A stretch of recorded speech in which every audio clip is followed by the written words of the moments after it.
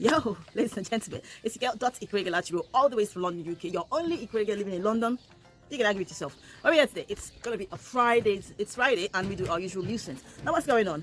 One thing I need to be clear about, and I think that a lot of us are really confused: is there coronavirus in Nigeria? I have to be smarter. Is there corona? Is there corona in Nigeria? Because we have like men of God, some of them saying that it exists, and some of them saying that it doesn't exist. So there's so much confusion that personally I'm confused myself. We have leaders in government saying that it's not, it's just a political ploy. Now, what is so interesting is that we have some men of God have said they are praying against the spirit of corona and they're going to cast it out in the name of Jesus. They want to be given access to go there and heal the sick and then show the power of God and release people from the demonic oppression of corona. Now, on the other hand, we have some people that say it doesn't exist. So which is it? Is it the same God speaking to us? Or is it, we have several gods under the name of Christianity? Because you can't be on one hand saying it exists, and on the other hand you're saying, no, it doesn't exist. Now, we've got this very popular man of God, hallelujah, thank you, Jesus. Now, on one hand, he said, very popular message. I actually thought it was fake, but it is true. He said it doesn't exist. It's fake. It's like malaria. It's this, it's that. It's just a government ploy. People shouldn't listen to that. It's all rubbish. Now, this kind of sounds interesting, but then, switch it back. A couple of weeks ago, he has actually donated stuff to the treatment and the cure of the same thing he said doesn't exist. So which is it? Does it exist or does it not exist? Now, interestingly, one thing I like about my people is the way they defend their men of God. Let them defend. Let these men of God defend themselves now. Come on. The level of deception is so honestly unbelievable. So now there is a war. There is literally a war of Facebook. It is, let's call it, it's now called Defend Your Pastor Week. And every time there's week, you know, there is Black History Week or Black History Month. There is Mental Health Awareness Week. There is Say No to Domestic Violence Week. There is now, apparently, Defend Your Pastor Week. What are we defending? People no longer have the right to speak freely about what they feel. As long as it has to do with men of God or man of God, you have no right to talk about it. So there's people that believe in Pastor Ip and I can't say the names, I have to say EB.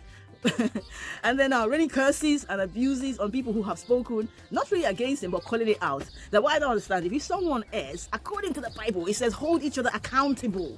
You understand? It's there in your Bible, read the Bible. It is normal for people to hold each other accountable. But what happens is that when someone calls out the accountability of a man of God, people just go mental. This one is really interesting. Like literally, people are throwing spiritual missiles on each other on Facebook just because someone said this person said this and they shouldn't have said that. And it's not like, it's not like they're making up stories or false accusations. This is real. Someone says someone donated stuff and arms to the treatment of an ailment, which is quite commendable and appreciable. And then on the other hand, they say, what are you doing? It doesn't exist. It doesn't exist. It's not there. So I don't know. So the big question is, does there exist in Nigeria at the moment corona, korokoro or not? You tell me. I don't know. You tell me. The other thing is, right now, what you don't want to do in Nigeria is say, especially in Port Harcourt, I don't know about the other states. I have to speak about Port Harcourt because that's the one that I'm quite affiliated to. If you show any symptoms, right? If you're coughing, you're sneezing, you're out of breath or whatever, please do not tell anyone. Do you know why? Because once you have like a cough or a headache or you have malaria and they catch you, okay, let's make it easier. Let's say you broke your hands, for instance. You had a broken hand. You go into A&E back there. You go there, oh, my hand is broken. Can you help me put a bandage on it? They catch you. They put you in the stadium and they say, you know what? You got coronavirus. What? And guess what? You got korokoro. And guess what? Yeah, it gets even better. You don't get to see your test results. Jesus, you don't get it. So Lord. they're testing people and people are not seeing their test results. I don't understand what's going on there, but you tell me, why are people being tested and they're not seeing the test result? Why are people being abducted whenever they go to the hospital for one thing or the other, and then the next thing they're being put in an isolation shelter and told that you're sick, and then they end up staying there for weeks and weeks and weeks and nothing happened. They're not being fed, there's mosquitoes and stuff like that, no symptoms, but they're being kept there. The other one interested is the isolation center. So man must survive, and as they say, body don't be firewood. So you put in men and women in the same isolation shelter, guess what? They catch them humping each other. I don't blame them. These people are bored, they was going around their business, you caught them, you put them in an isolation center with women, can't go anywhere. Konjize tags. Right. Have you, if you haven't, have you ever heard of John Wike? Not John Wick, John Wike. Have you ever heard of Action Demolisher? There is the governor of River State is on a mission to curb the spread of the korokoro, and he's doing everything in his power to make it happen. So there was this hotel and places where people were hopping about and not keeping to the lockdown rules, and he just took his people there, they just bulldozed the thing down. People are upset about what he did. Some people are saying, yeah, you shouldn't have broken the law. Some people are saying, no, you shouldn't have done that. That's just one thing, I don't know. But because of that single act, he's earned the title of the Demolisher. Going forward, we have John Wick. You can see him in his blazing guns and stuff like that. So if you don't obey the lockdown, you are in trouble. Listen to Wiki. I thought Wiki was going to hear something. You have to be careful these days because the guy is everywhere. So, market squares shut down. There's no food. People can access food. They can access anything because it's lockdown. Few people try to make it into the markets to sell, to do their daily hustle. Now you might say, well, they're not obeying. If you earn a monthly salary, you can work from home. So that's fine. You can do whatever you want to do and you're fine.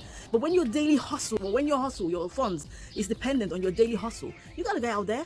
So now these people, thugs or whatever they are, you know, you understand? Junior demolishers. They go into the market, they're tipping over baskets of okra, basins of gari, basins of rice, basins of rice. And I'm thinking, yeah, there has to be another way to do this. But I find you say people don't go into the markets. Makes sense. But then you go into the markets and they're there. Don't tip it over because there's loads of people that would have killed to have that gari to eat. You understand? So instead, confiscate the food in the marketplace and then recycle it for those that don't have, as opposed to just destroying. What is this still about destroying? People just like to destroy stuff. Come on. But anyway, going to the market squares. Speaking about the lockdown in Port Harcourt, honestly, thinking about it is making me go cross-eyed, and it just scatters my dada.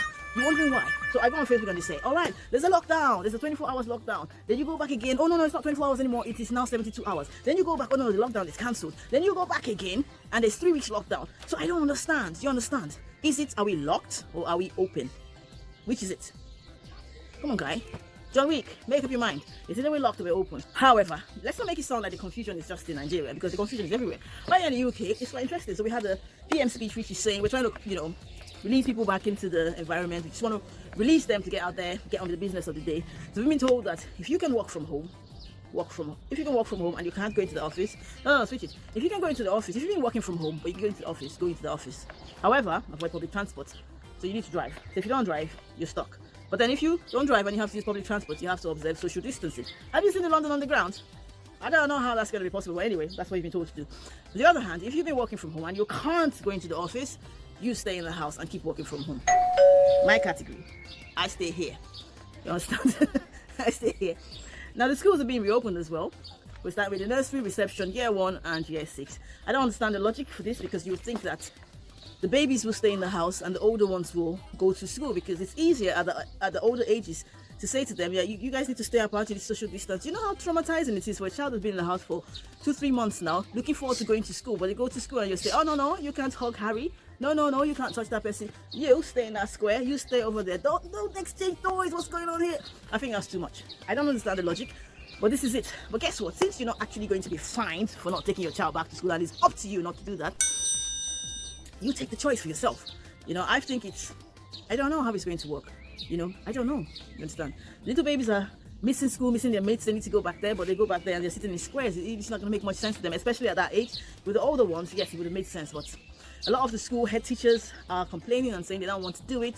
They're saying, keep your kids, I would rather your kids stay in the house than come back to school and get, sick and all. But I don't know, it kind of reminds me of the whole herd immunity method, where we were all supposed to go out there and just get sick, and then we pick the strongest of the lots. But that was cancelled. But I kind of think it's the same thing, because you put these babies out there, just all go there and just potentially get sick, and then we pick the strongest of the lot. Remember, they get sick, they bring it home to their parents. Either which ways, herd immunity. But what do I know? I'm no scientist. But yeah, looking at countries that are trying to ease down on the lockdown, we're looking at countries that at least there are no new numbers, there's no new cases. But hang on, here in the UK there's new cases every day and it's increasing, it's not coming down. So why are we easing it down anyway? I don't know. Speaking about schools being open, so in France they opened the schools, just like we planning to do on the 1st of June. They opened the schools, and within the first 2 weeks, boom, new cases of Korokoro. Do I need to say anything more? They opened the schools and new cases. You understand? Interestingly, we sent how in the Bible they send scouts out to spy out the enemy land to see if it's time to steal some stuff from them or attack. So we sent some scouts out to Copenhagen, and in Copenhagen, interestingly, it's like a different place. People are hardly wearing masks, they're hardly social distancing, schools are open, pubs are open, everything is open, everything is just fine like normal. I guess that's why in the UK we want to do that, but this is a mistake we make all the time. You need to go and find out what they've done and how they're managing the situation. Don't just throw people out there without having a plan. Honestly, from the things I hear about Croatia, I wish I could get a flight and go out there, because these people are living like normal people and there's nothing happening. They're just fine. So what are they doing out there that we need to learn? I think that's the approach. Last but not the least, how can we forget? So I don't know what's her name, Susan Coker of Rant. Don't know much about Rant. Someone invited me to Rant HQ a couple of months ago because it was a place to get jokes and all that stuff. And they said, disclaimer, they always quarrel in that group. I was like, well, I don't have any business for it. I'm just going there for jokes and stuff. Funny and interesting. So recently, I think she said some stuff about the Igbos or the Yorubas and stuff like that. People reported the group to Facebook in the bid to shut it down. But however, it wasn't shut down. But then they're on a mission to tear it down. So because of the issues on rant, it has given birth to lots of ideas. So as we speak now, I am personally, because trust me, I like to support people's visions and I believe in one Nigeria. I'm on rant Nigeria, I'm on rant Ikwere, I'm on rant Niger Delta, I'm on rant Edo State, rant Bini, rant Yoruba, rant Hausa, I'm rant Uniports, rant Campus Children, rant UDSS people. Everything rant HQ now is selling. I have to give it to Susan Coker. You know, as much as people don't like her, but it is phenomenal to be the person that gave birth to a lot of ideas. Now, I think that people breaking out of the group is one thing, but you didn't break out with your own idea to sell that concept of having a group. You had to actually add Rant HQ to your name. You understand? So there's loads of groups now, and they always have to be followed by Rant HQ. Without the Rant HQ, it's not going to sell. So, Susan Coker, I don't know you, but people do know you. Well done, you. Well done. I think that you are an enigma of whatever stuff. You are a phenomenal person. For you to have given birth to an idea that people just have to be affiliated to you, even though they say they don't want to. Peace, respect.